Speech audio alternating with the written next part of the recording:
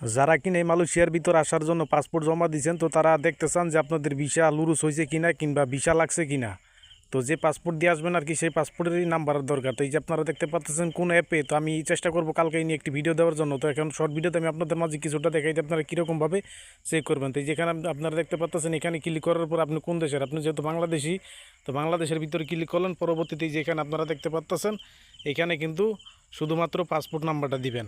এই যে দেখতে পাচ্ছেন,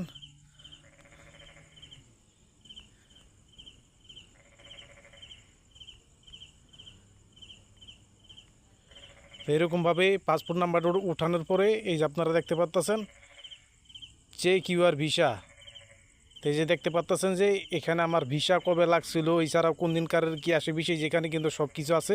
তো চাইলে কিন্তু এরকমভাবে আপনারা পরীক্ষা করতে পারেন কিংবা চেক করতে পারেন আর কি, যে কোনো ধরনের ভিসা। তো ভিডিওটি ভালো লাগলে একটি লাইক করবেন, চ্যানেলটি সাবস্ক্রাইব করে পাশে থাকবেন সম্পূর্ণ ভিডিওটি দেখার জন্য।